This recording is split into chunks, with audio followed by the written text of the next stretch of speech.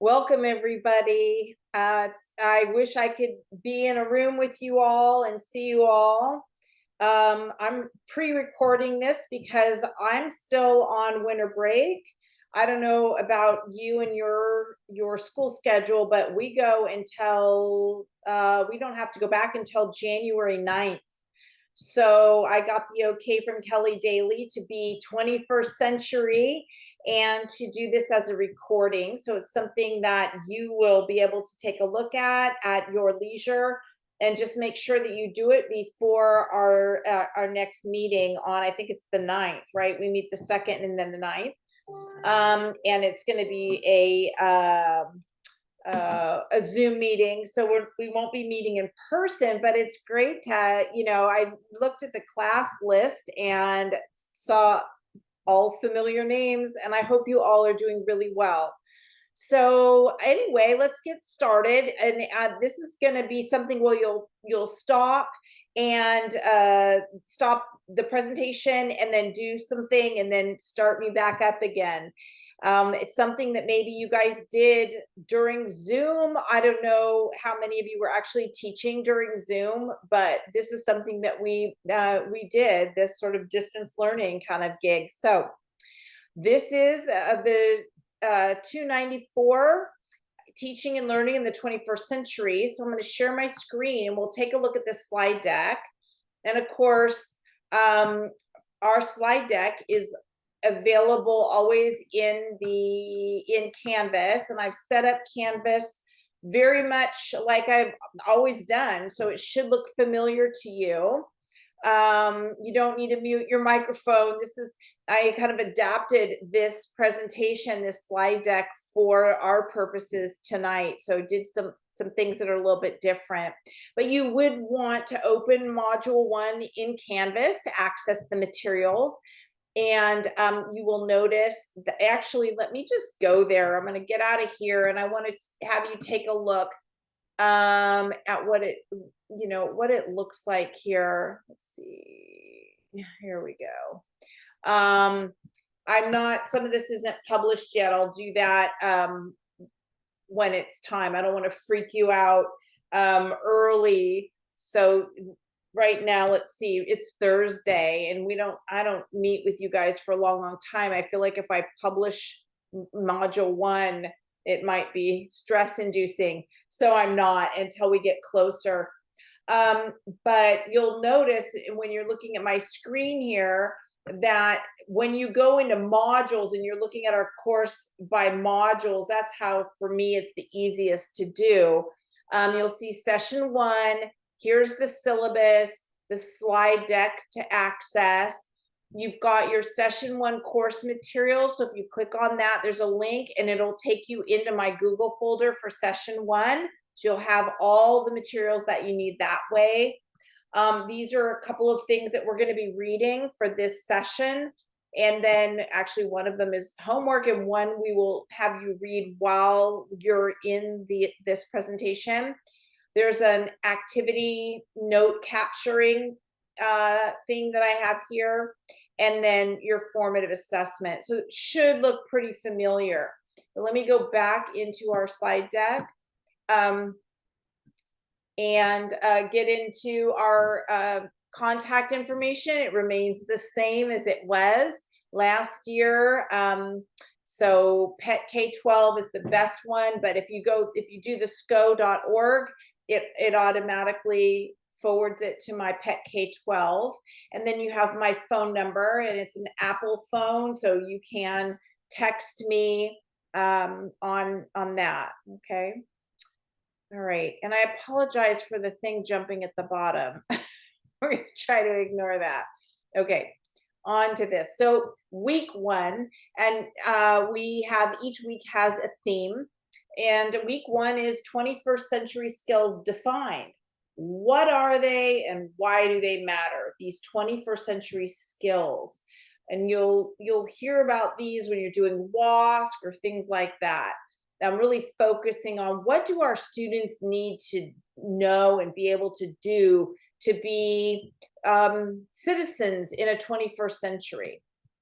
All right, so our agenda tonight, we'll take a look at the course overview, which means a real quick peek at the syllabus, how we're doing the grading in here, our learning objectives. There'll be independent reading, so you'll stop the presentation, you'll put me on pause, and you'll do some independent reading for a few pages in chapter 10 of the ELD framework. Then you will also watch a video by Tony Wagner. It's a TED Talk, which I think is a really interesting, compelling presentation. He calls it Reinventing Education for the 21st Century. And then we're going to do because we can't get into breakout rooms and discuss and talk together, I've created a Google Doc for us to do kind of a Google share and I'll talk more about that in a little bit, but it's a Google Doc share, and then I'll give you your homework for our next session, okay? So TPEs introduced, we're just introducing a lot of these, and I'm gonna click through it, but your formative assessment will be focusing on these TPEs. And because you're year twos, you are hearing a lot about the Ed TPA now, right? Probably starting to if you're not working on it, actually, you're certainly thinking about it. And you know how focused it is on the teacher performance expectations. So that's why we've been throwing at these things at you for the last, year and a half. All right, so lots of TPEs that are covered when we talk about 21st century skills and what students need to know. So for our learning objectives, I want you to be able to understand the class overview, the expectations and the grading. I want you to gain awareness of the 3 frameworks that address 21st century skills. There are 3 frameworks that chapter 10 of the ELD framework, 3 frameworks that they talk about, all right? And I want you to be able to kind of explain in your own words or in your own thinking how teaching and learning is impacted by the ideas that are found in Tony Wagner's TED Talk and in the 4 key aspects of global competence. So you'll be looking at these 2 pieces and then kind of reflecting on those, right? So our syllabus for 294 is available in Canvas, and it's linked here, and I'm going to click it so you can take a look. It should look very similar because, they all do. So our class dates are here. And of course, for the January 3rd, we're doing this, but January 10th, I will see you on Zoom. And the Zoom link is in Canvas, right next to, well, you guys know where it is because there it is, see Zoom link. So you'll be able to get there. All right. And it just, we have here what our core content is and all of that. I have it broken up where my syllabus is everything's linked, right? So you can go take a look at it, even if you don't have access to it in Canvas, you can look at it. If you're curious what formative assessment number 3 is going to look like, by all means, click on it. You can take a look at it. All right. If you're dying to know what the reflection paper looks like, you can click on it and see what it is. All right. So this class is going to be a pretty simple class. I'm going to be honest with you. You all have had me for 242. That one's a beast. In fact, I'm teaching that one concurrently with this one. So our poor year ones have lots and lots to do. But this class is kind of a walk in the park, if you will. It's more about just sort of getting to know some of these frameworks and sort of thinking about 21st century teaching.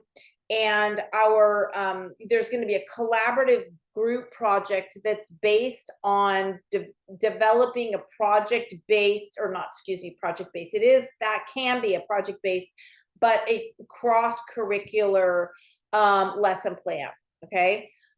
Working with colleagues, what we're going to do and what sort of 21st century, though it shouldn't really be, honestly, is collaboration across content areas.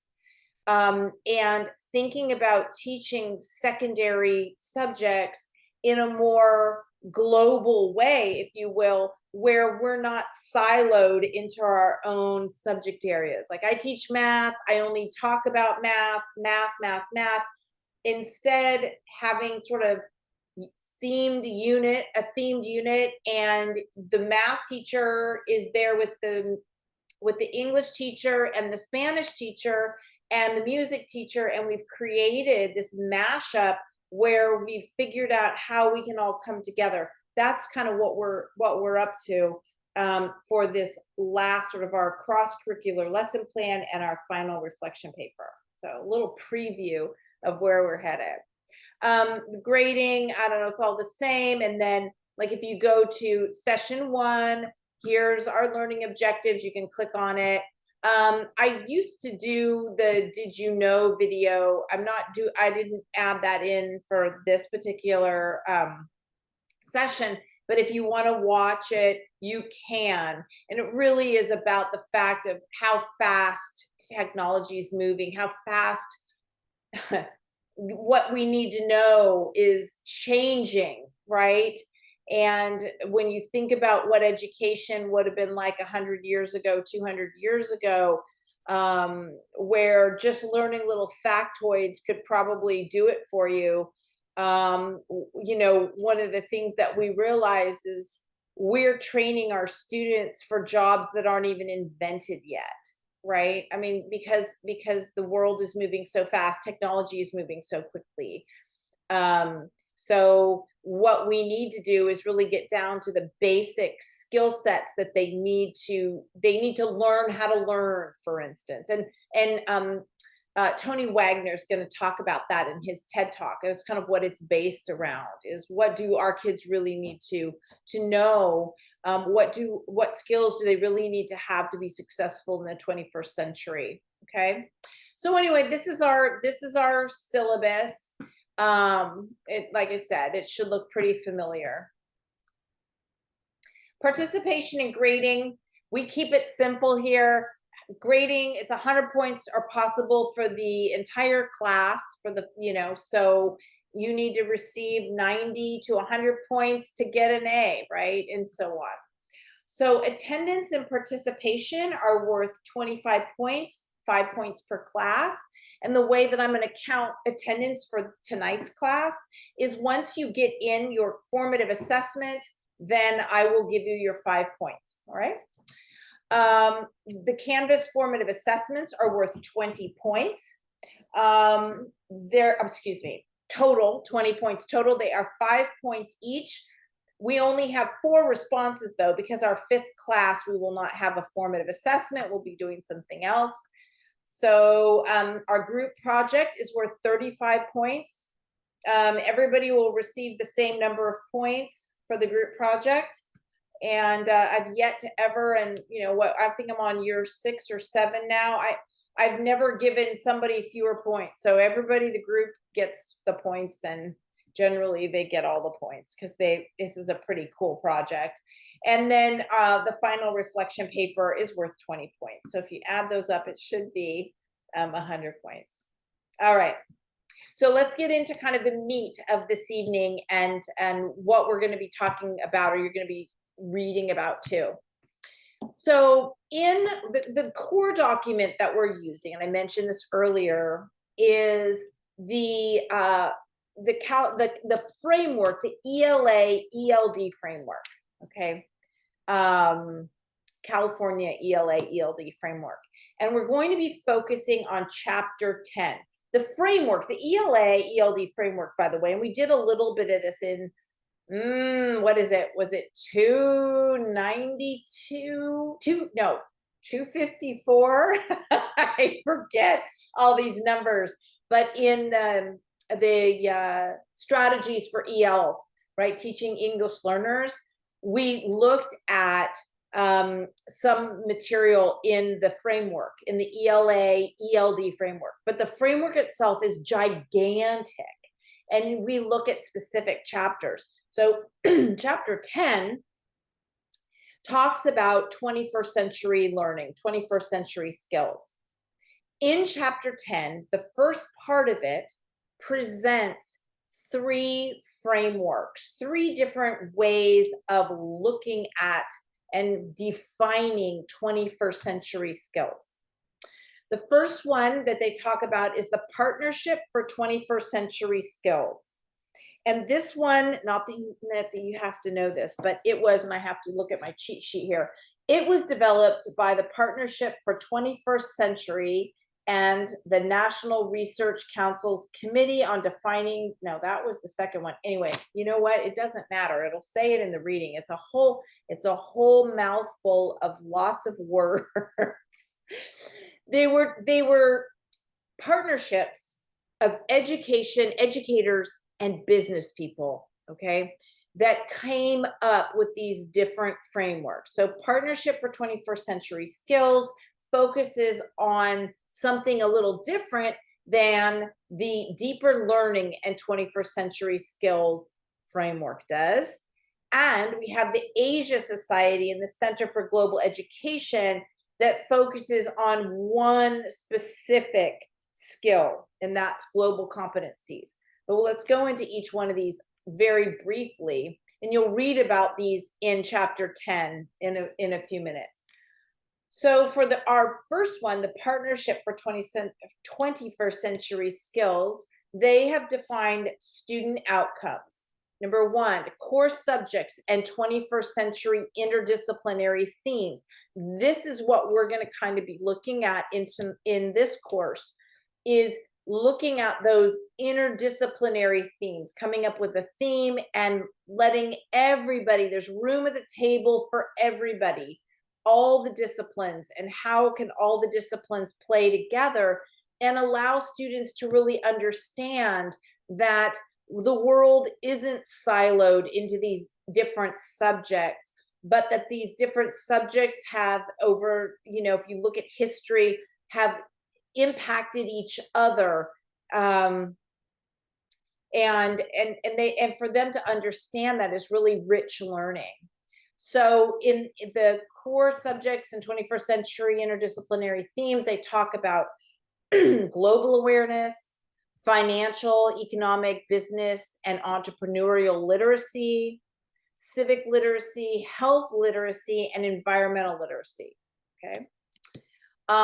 They talk about life and career skills, focusing on flexibility and adaptability, which we know is so important because things change so quickly. We have to think about what we've just been through, it's in the rearview mirror a bit, but the pandemic and how teachers, the flexibility and adaptability of both teachers and students to go to Zoom, right, to do distance learning. It also looks at the social and cross-cultural skills, productivity and accountability, leadership and responsibility. It focuses on learning and innovation with creativity and innovation, critical thinking and problem solving, communication and collaboration. And last, it looks at information, media, and technology. Information literacy, media literacy, information, communication, and technology literacy. So when you look at 1 through 4, they've really tried to encapsulate in their framework what they feel are the important things, the important skills for the 21st century learning. Okay, so you have these umbrellas, 1, 2, 3, 4. And under each umbrella topic, what they really are saying our students need to be comfortable with. Okay, so that's Partnership for 21st Century Skills. The next one is the Deeper Learning and 21st Century Skills. And so they have outlined their framework is organized in a different way. They look at cognitive competencies, so cognitive processes and strategies, knowledge, creativity. They look at interpersonal competencies, intellectual openness, work ethic, conscientiousness, positive core self-evaluation, and then interpersonal competencies, teamwork and collaboration, leadership. Now, I don't know if I accidentally said interpersonal, but intrapersonal competencies. And I like the way, to me, I mean, it kind of depends who you are and how your brain works. But for me, the deeper learning in 21st century skills, the way it's organized, just makes sense to me. That, you know, the competencies that our students need of the mind, the cognitive competencies, and then intrapersonal and interpersonal competencies. Okay, and this really can, you know, cover what the previous one did. All right, and then the Asia Society Center for Global Communication. This one, and we're going to go into each one of these in more depth. This is just sort of a quick overview. The Asia Society breaks it up in what they want students to learn. They want students to be able to investigate the world beyond their immediate environment, framing significant problems, and conducting well-crafted and age-appropriate research. Now, I will say that the IB program, the International Baccalaureate program, is based around the Asia Society and the Center for Global Education. That's kind of their focus. They want students to recognize perspectives, others and their own, articulating and explaining such perspectives thoughtfully and respectfully.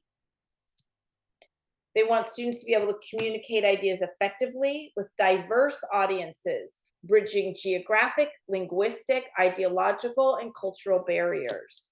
And they want students to be able to take action to improve conditions, viewing themselves as players in the world and participating reflectively. So you can see that for Asia Society, it's definitely, these are global competencies, right? This is as a global citizen, this is what you need. So very much a focus of beyond the United States, beyond self, beyond the United States, a world view, a world competency. Okay, so I like these ones too. I like Asia Societies.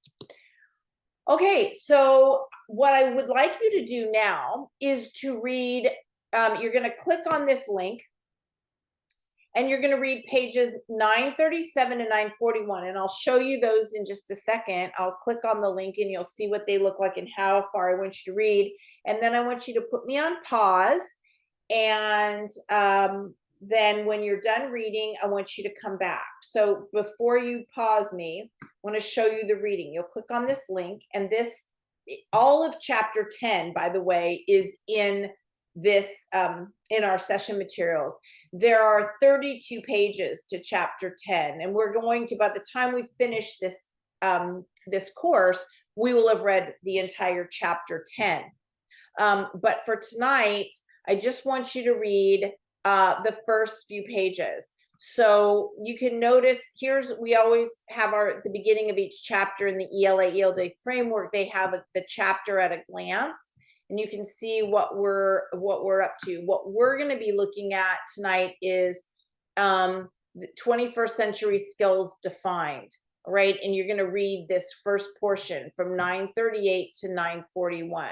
So you'll start here, take a look at this. We actually talked about this when we did the ELD class. This is for the ELD ELA framework. This is how they're defining what we are doing as teachers. Okay, so 21st century skills defined, you'll read that. And then here we go. It goes into a little bit more depth.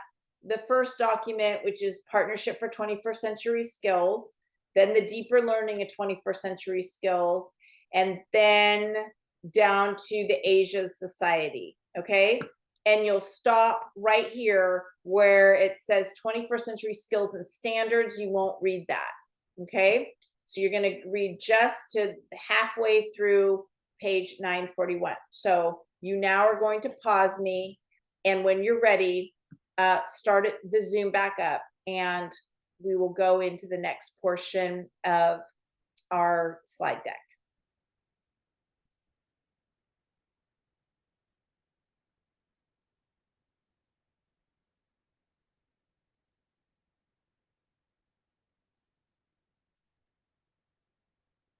All right, so you've read pages 937 through 941. And what I want you to do now is to watch this video with Tony. It's a TED Talk with Tony Wagner. But before you begin the video, I want you to open up this note-taking document. Now, when you click on the link here, the note-taking document, you will notice, and I'm actually going to click on it so you see what you're going to see. It says copy the document. So you're just going to click on make a copy. It will, forces you to make a copy. And once you've done that, it's good. You're going to see this document, all right? And I'm going to actually click through it a little bit so you can see what it looks like. It's a 2-page document, and it's a place for you to take notes. Now, it's sort of a guided note-taking is what I'm doing. So I'm modeling this idea for you, something that you could do for your students. So what you're going to notice is that Tony Wagner is going to be talking about the 7 survival skills for the 21st century. He has identified them in his own mind, what those are. Number 1, he's going to talk about critical thinking and problem solving. Then he'll talk about collaboration across networks and leading by influence. And then he'll talk about agility and adaptability, and so on, right? So as you watch the video, you will be taking notes in your guided notes here. All right. You'll notice then there's also, after he talks about the 7 survival skills, he will also talk about accountability and student testing, accountability for students and teachers as far as assessments concerned. And then he'll talk about FedEx time, and he'll tell you what that's all about. So take notes on that. And then we're going to see in the video an example of a school that he presents to us as a model school. It's High Tech High School in San Diego. And he talks about the school sort of demographics, but I put them here for you just to kind of allow you to kind of review what he said. Okay, so something to think about if you've got an important video that you want your students to watch, that you want them to be engaged, and you want them to you don't want to just give them a blank page and say take notes, because for a lot of students that tends to be difficult. For our ELs, it can be a challenge, as well as for just our regular kiddos that are very proficient with the language. But helping which means that you need to have previewed the video, right? You've created kind of a note-taking what I want to say, a graphic, if you will, and then some template for them to use to make sense of what they're going to be seeing. And then, just like I'm doing with you, you'll want to preview this and go over it with your students so that they know exactly what your expectations are. And you might even, depending on their level and their comfort with taking notes, as you're watching the video, you can stop it and say, okay, here's a good place for you to kind of summarize what you just heard on your notes. Okay, so let's go back and let's watch the video together. Right. So click on the note taking, get that set up. You need to pause me, by all means do that. Get your note-taking set, and then we'll watch this video.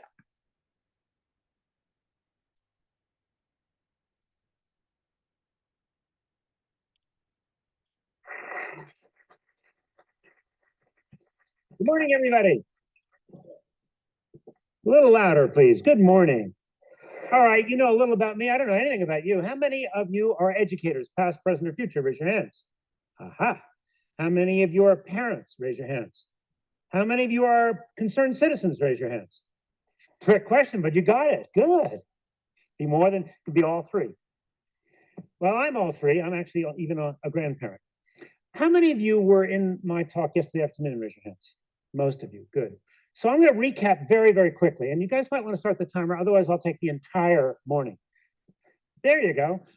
So recapping briefly, while the unemployment rate appears to have gone down, it's 7.3%, lower at any time in the last 4 years, it really hides a lot of more significant data. Obviously, this is a little bit older, and I actually should have, there it is, 2013. Now that might seem like, oh, well, that's kind of old news. That you could argue that for sure, but after give the video a chance and see what you think at the end, because I think that he talks about things that are kind of, they're universal, and they make sense today as they did in 2013, 10 years ago. All right. But if you don't think that, I have something that we're going to be doing in a little bit that you can share that with me. I'm happy to hear. Only 63% of all Americans have jobs today or are looking for jobs. The lowest number since 1978, when women began to come into the labor force in significant numbers. Point two, the kinds of jobs people are getting are being created or tend to be minimum wage, service, and retail jobs. Even a college degree no longer guarantees you decent employment. What I've been discovering is that the percentage of recent college graduates, four-year college graduates, who are unemployed or underemployed is 54%. Underemployed being defined as having jobs that don't require a BA and don't pay BA degree wages. Median family income declined 10% in the last decade. I talked yesterday about the importance of developing the dispositions of being an innovator for our kids' futures, for them to have secure jobs, and for a more secure economic future for an entire country. And I defined innovation as someone who is a creative problem solver. And finally, I talked about the dispositions of an innovator and how they're developed, and how the culture of learning to develop the capacity to innovate is fundamentally and radically at odds with a culture of schooling. I emphasize particularly the importance of learning to make mistakes and to fail as a part of the process of being an innovator. I also talked about the importance of intrinsic motivation, things that rarely get developed in our schools, and particularly the importance of play, passion, and purpose in the development of intrinsic motivation. What I want to talk about today, above and beyond all of those things, are the new skills all students need for work, learning, and citizenship, and the implications for completely reimagining the outcomes that matter most, and therefore our assessment and accountability systems. A number of years ago, I read Thomas Friedman's book, The World is Flat. How many of you read that book? Raise your hands. Many of you, good.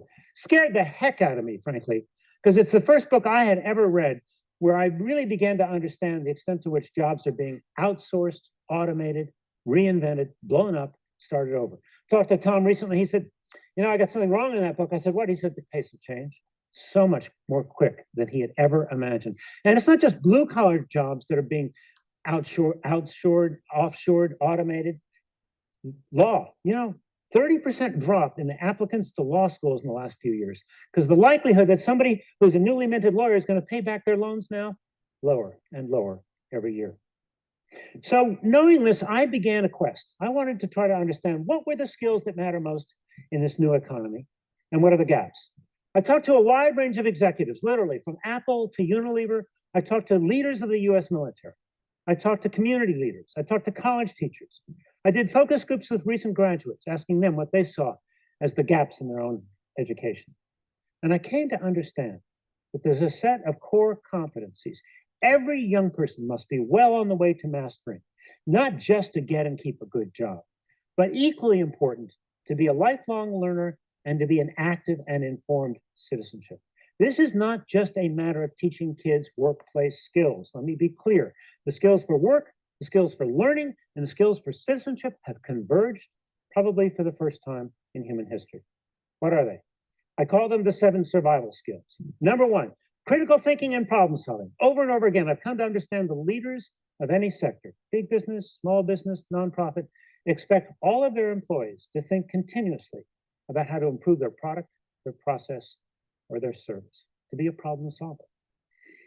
But when I asked these executives, what do they mean by critical thinking? It got kind of interesting because, for us, it's a buzzword. If you'd asked me a decade ago, what is critical thinking? I would have gone, well, yes, critical thinking is sort of like thinking critically. It's a kind of a circular thing, really. We have not been held accountable for defining it. So rarely do you walk into a school and see a group of teachers who have a clear understanding of what it means and what it looks like in student work. And if it's not there, it's not taught. But over and over again, what these executives told me, and it was the most common answer I got, critical thinking begins with the ability to ask the right questions, to ask really good questions, not memorize the right answers, get the right questions. Collaboration across networks and leading by influence is the second core competency. Increasingly, all work is being done collaboratively, except in education, of course. It's another story. More and more, in fact, it's being done virtually. I did a Skype yesterday with 650 educators from Bogota, Colombia. I talked to folks at IBM, and they explained how when they have a new problem to solve, a new client, they quite intentionally create a team from their different centers around the world that work virtually because they want to create solutions that will work in more than one culture or country. But the way those teams are led is profoundly different. They're no longer led by supervisors telling people what to do. They're led by peers through influence. And they're an incredibly diverse team. So you must have a deep appreciation for differences as you lead your peers through influence. Third survival skill, agility and adaptability.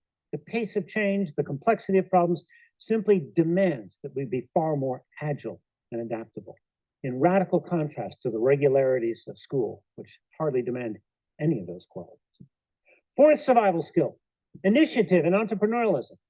Now, it was Mark Chandler, who was then general counsel and vice president of Cisco Systems, who talked with me about how executives like him lay awake at night worrying about keeping that entrepreneurial spirit and sense of initiative alive. He said something quite striking to me. He said, if I have an employee who sets and meets 5 goals, a good little doobie, having jumped through all the hoops, no longer good enough. He said, if on the other hand, I have an employee who sets 10 stretch goals, but maybe only succeeds at 7 or 8, he or she is a hero. But what would that person be as a student in our schools having this 2 or 3 out of 10? C, B student, having taken a risk. Fifth survival skill, effective oral and written communication, and it is the #1 complaint of both employers and college teachers. But it was Mike Summers, a senior executive at Dell Computer, who put an interesting spin on it for me. He said, you know why these kids can't write? He was talking about college graduates. Because they don't know how to think. They don't know how to reason. And he said, that's only half the problem. The other half of the problem, he told me, and being a recovering high school English teacher, this sort of was so dear to my heart. He said, I quote, they do not know how to write with voice, meaning to put their own passion and perspective into their communications so as to be persuasive. Sixth survival skill, accessing and analyzing information. Right here, on every internet connected device, growing exponentially, changing constantly. How many of you had to memorize the periodic table in high school? Raise your hands. Come on, we all did. You may have just had a bad year and don't remember. So you can tell me how many elements there are, right? Come on, shout out that answer. Geez, did you hear that? I didn't hear that. Well, whatever number you came up with is dead wrong because 2 more were added last month. And can we have a moment of silence for Pluto, please? Really? For all those years being in the club, it's just not fair. How many of our kids graduate from high school knowing how to do an effective internet search, how to ask a good question and analyze, evaluate the results, and then apply them to a problem they're solving or something they're trying to understand, especially given how the internet is filtered in almost every school in America, unlike Finland, by the way. Last survival skill, curiosity and imagination. Now, it was Dan Pink who wrote a book, as you may know, called A Whole New Mind, where he talked about curiosity and imagination and right brain skills being increasingly important in a more sophisticated consumer economy, where we are demanding more beautiful products, more empathetic services. But I've come to see the need for curiosity and imagination in the radically different light of an innovation economy, where we need to graduate all students innovation ready, ready to solve problems creatively. And the bedrock of that capacity to be a creative problem solver is curiosity and imagination. not even primarily for our consumer economy, but to solve the most pressing problems we face as a species on the planet, beginning with sustainability. So this book came out, The Global Achievement Gap, 5 years ago, 4.5, I guess now, and suddenly something began to happen in my life, rather surprised me. I began getting invitations to speak from all around the world, from Taiwan to Singapore, to Thailand, to Australia, to Panama, to Spain, to England, to Finland, from West Point to Wall Street. And the stunning thing that really shocked me was how much agreement there was around these survival skills. Over and over again, leadership audiences said to me, yep, these are exactly the right skills. 2 months ago, I spoke to Fortune 200 CEOs, and after I finished speaking, Jeff Bezos, founder of Amazon, got up and said, you nailed it. These are exactly the skills. So they are still the most important skills. Executives over and over again say to me, you know, I can teach them the content, and I'm going to have to, because it's going to change constantly, but I can't teach them how to think or reason or communicate effectively. So very briefly, I want to talk with you about the implications. Then I want to show you this fabulous video. My friend and I, Ted Dintersmith, are working on a feature-length documentary film that come out early next year about education in the 21st century, what it must look like. What does it look like when these things I'm describing are actually taught and assessed? But before I do that, let me get clear here. We have to become advocates of the outcomes that matter most. The problem with our Accountability 1.0 system is that we are measuring things with predominantly factual recall, multiple choice tests that tell us absolutely nothing about college, work, or citizenship readiness in the 21st century. They are virtually useless, except for very, very basic sort of testing of literacy, the 3 R's. Problem is the 3 R's are not enough. We need the 4 C's: critical thinking, collaboration, communication, creative problem solving. We need to advocate for Accountability 2.0. All of us. I want to see a button or a bumper sticker with every educator saying, hold me accountable for what matters most.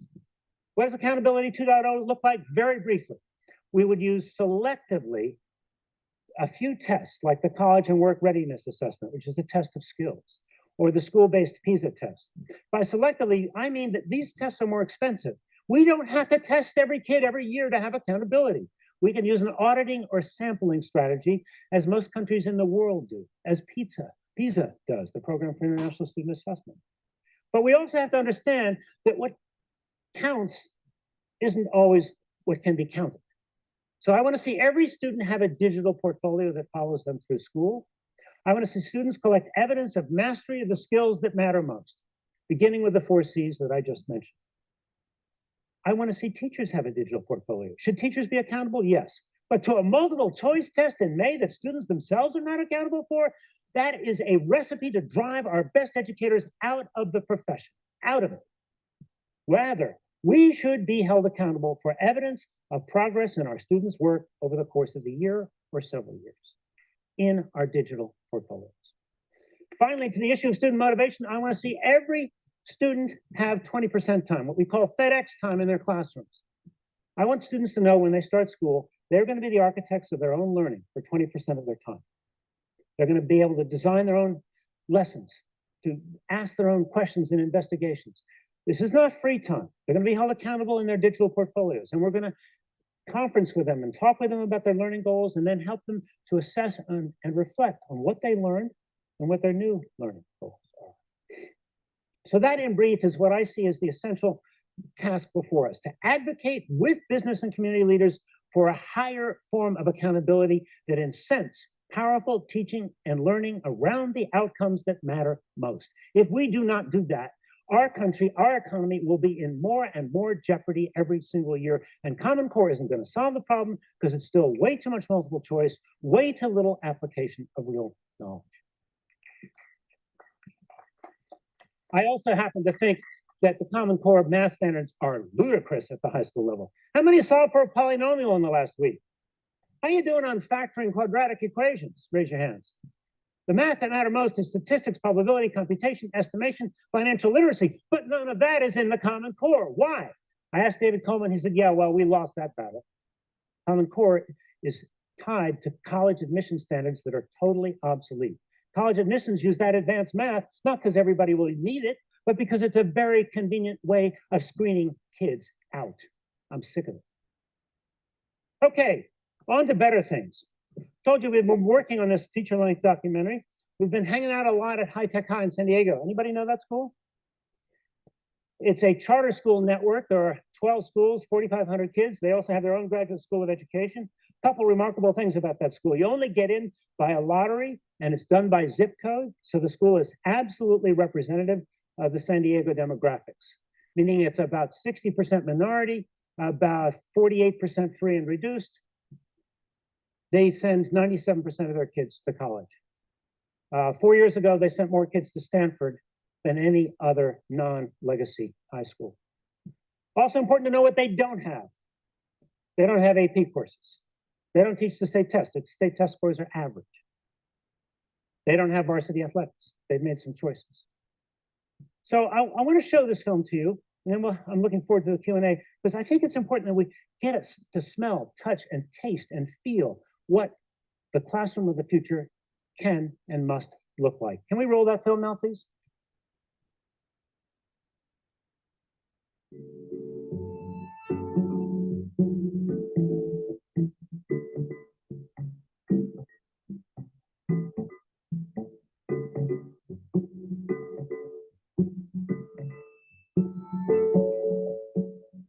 The philosophy of High Tech High is founded largely on the idea of kids making, doing, building, shaping, and inventing stuff. The engineers that I know, the architects I know, the artists I know, the great educators that I know, the entrepreneurs that I know, are all sort of perplexed and curious about how they can do it better the next time.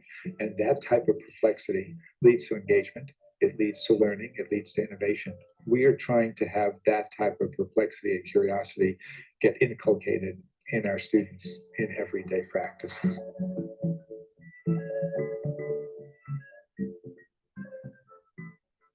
Both Linkabit and Qualcomm, one of our problems was being able to hire enough qualified people, enough trained people. And so it was kind of a long-term view to set up High Tech High.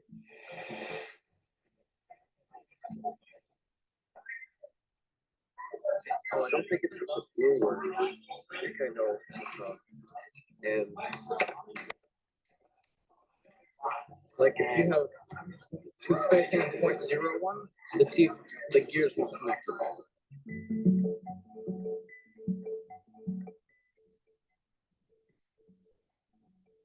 We didn't know that it was all going to work until maybe 4 weeks before exhibition, Yeah. 3 weeks.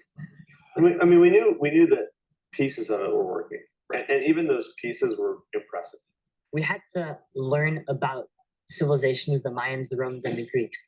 And Scott and Mike didn't want to just teach us this. So they came up with this big wheel, which is a big gear, which has a lot of drawings on it, and it's connected to all these other mechanisms, and they each represented our theory. So I learned about the Mayans, the Greeks, and the Romans, and I really based my theory off of the Romans. And why so? Because it has to do with expanding. They were always expanding, and what I realized is that they were expanding not because, not just for the fun of it, but they needed resources for all the people back home, Italy and all the ones that they all the new places that they took over. Then they had to, on their own, develop and defend an idea on why they think civilizations rise and fall. So we had to create like a flow chart just explaining what our theory was, and then we got critiques on it, and then we created a group one. Another piece is on the mechanical side. They need to take what's already an abstract concept with their theory, and they have to take that and actually physically manifest it. They have some very preliminary metrics they need to use. They know that there's going to be a big wheel turning at a certain RPM. They know how many teeth that is, so they have basically a box to work within, some bounds to work within, and they have to make everything. Yeah, we did. I put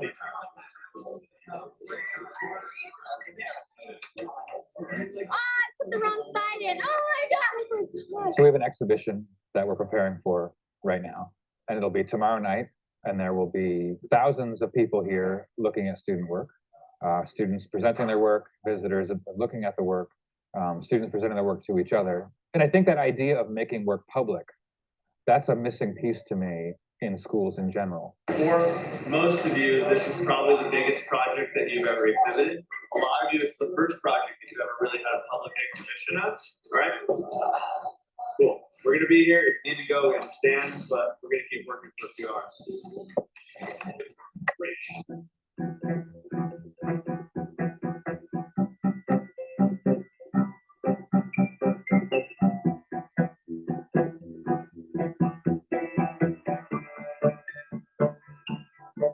This idea of sort of making something and having a public exhibition and having people come look at it. And you have that feeling that we all have, like, how did they do that?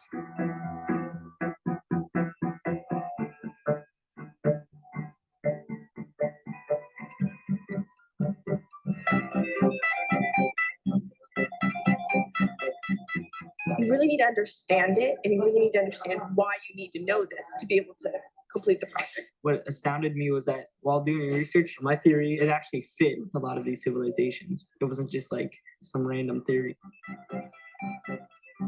When kids have that feeling, it's transformative for them. I made this, and everyone's coming to look at it.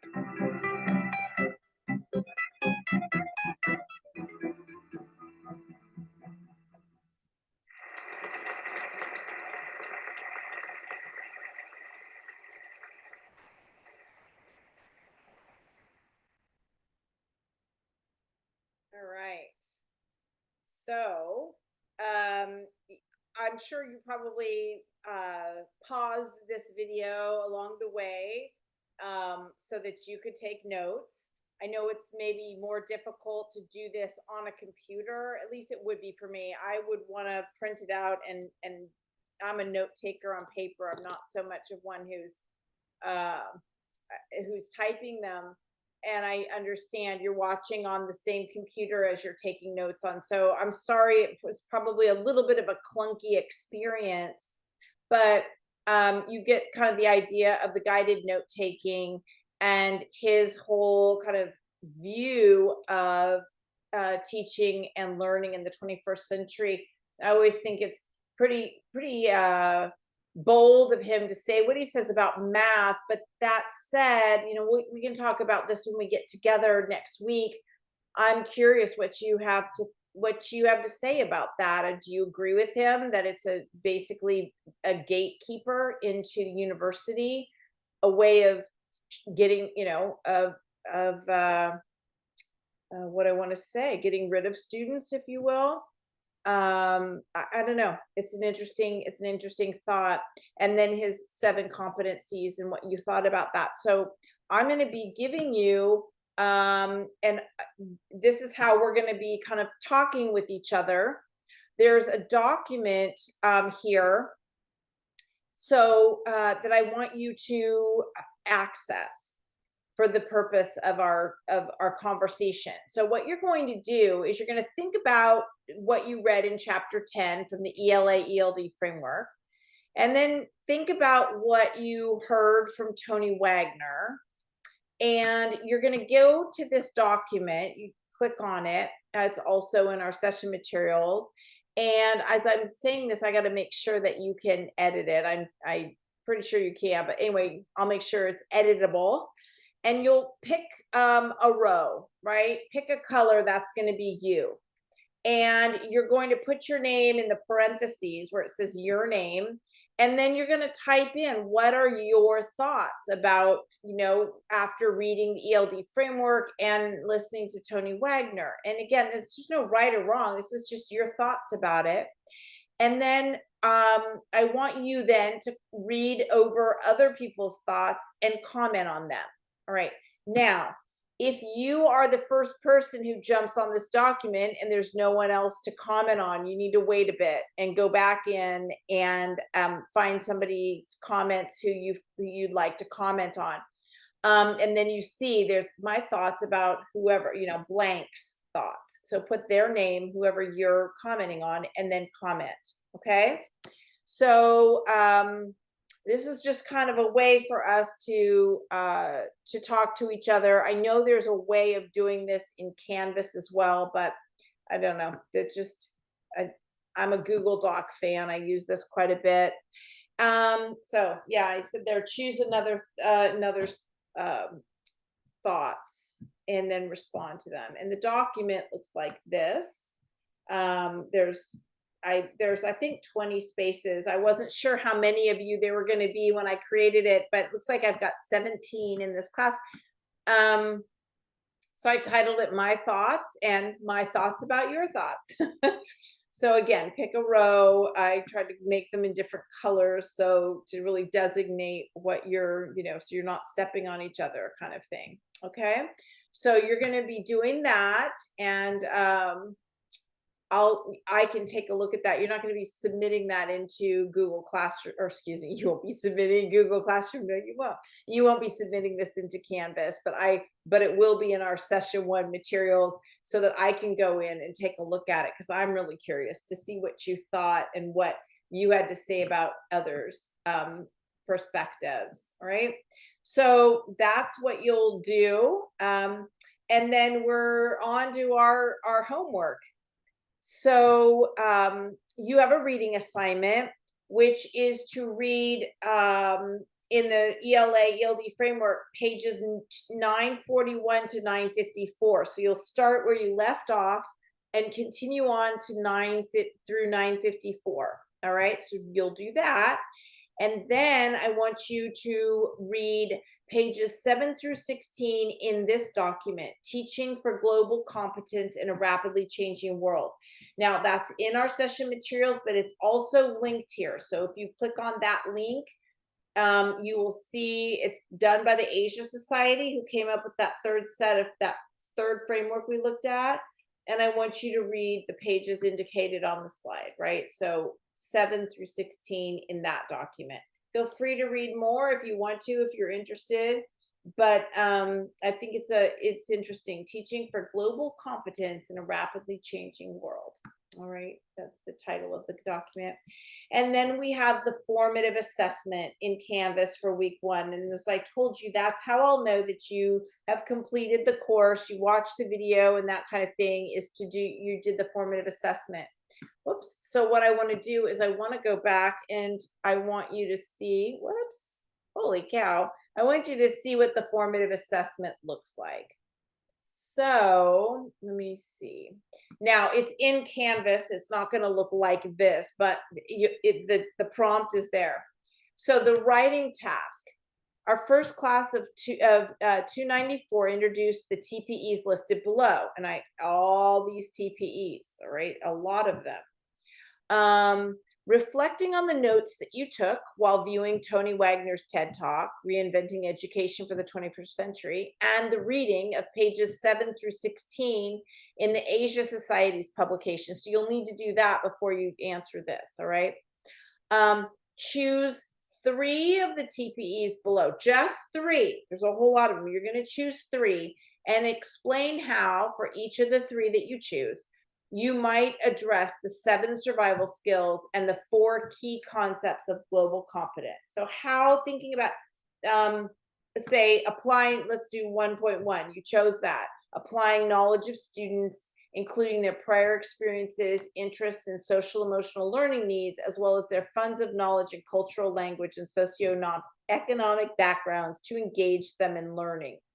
So if we think about the 7 survival skills that he's talking about, thinking about maybe critical thinking. How do we have our students ask the right kinds of questions? What kind of questions might they have, thinking about their kind of who they are in their culture? How does that culture affect their lens as they view the world? That kind of thing. And then when you read the global competence, the 4 key aspects of global competence, you'll see. So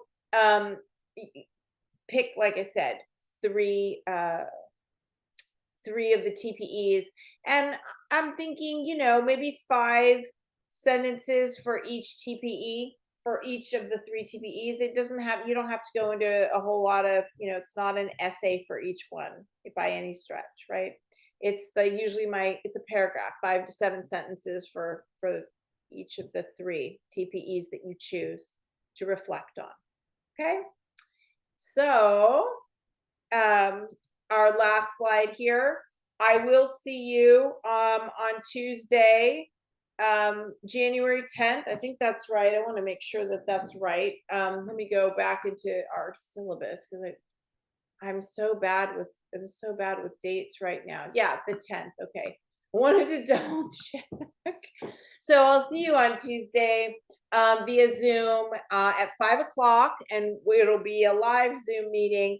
And the focus of week 2 is kind of going from the what. Okay, so we learned about those skills and the standards and the frameworks that were, that address these 21st century skills.